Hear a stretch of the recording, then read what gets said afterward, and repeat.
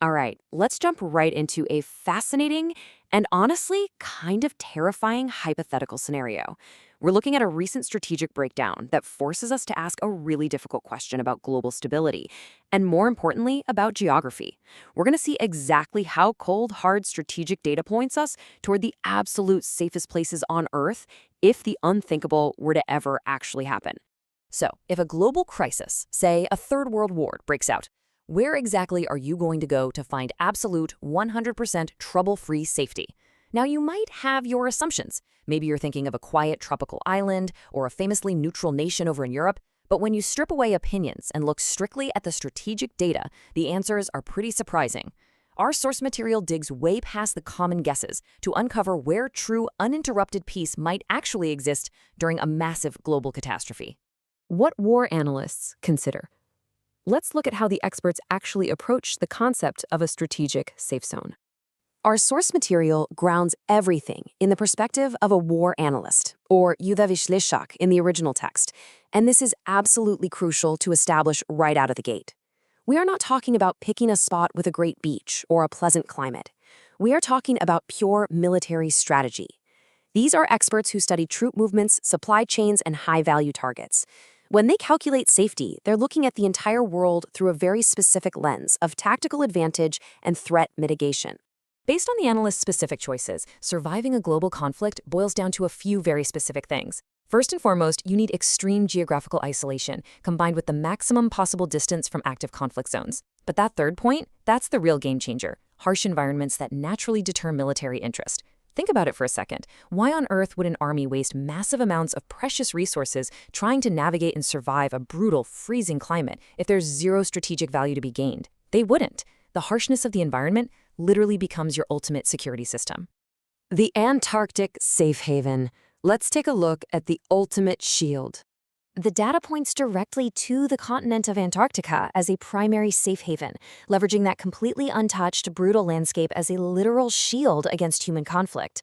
Antarctica is totally unique because it exists entirely outside the standard geopolitical borders that define the rest of our world. There are no native populations to conquer, no massive industrial factories to seize, and honestly, the sheer logistical nightmare of trying to move a military force down there makes it essentially invisible to global warfare. And even through the fragmented source data, we see this specific mention, Utka Maha, referencing the Antarctica continent. This hits the nail right on the head. It perfectly proves the analyst's main strategy.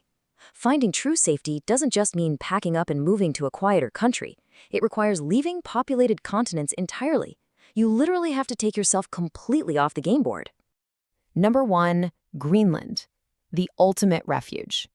So, according to the war analysts, out of all the incredibly isolated corners of the globe, out of every frozen expanse and remote island out there, there is one undeniable absolute top destination. And that is Greenland, or Greenland. The analysts designate this massive icy expanse as the ultimate refuge during a hypothetical World War III. Just think about Greenland's geography for a minute. It is the world's largest island, but it has one of the absolute lowest population densities on the entire planet. Its massive ice sheet makes almost the entire landmass completely uninhabitable and entirely impassable for any large-scale military operations. It literally checks every single box these war analysts are looking for. The contrast here is just staggering. If you look at a typical populated country, you've got dense populations, critical infrastructure, manufacturing hubs, and borders that naturally create geopolitical friction. All of those things serve as major strategic military targets. But Greenland? It offers almost total geographical detachment from the rest of the world's problems. There is virtually nothing there to attract an invading force, no borders to dispute, and a climate that practically guards itself. It is the tactical definition of being entirely off the radar. Is true safety possible? Let's talk about the real cost of survival. I want to leave you with a pretty provocative thought to chew on today. If these war analysts are right, and the strategic data heavily suggests they are, if the only way to truly guarantee your safety in a global crisis is to completely retreat to the most freezing, unforgiving, remote extremes of Antarctica or Greenland, well, what does that actually say about the true cost of survival? Does absolute peace really only exist in places where human civilization basically cannot? It's a chilling thought in more ways than one. Thanks for joining me for this breakdown. Keep questioning the world around you, and we'll see you next time.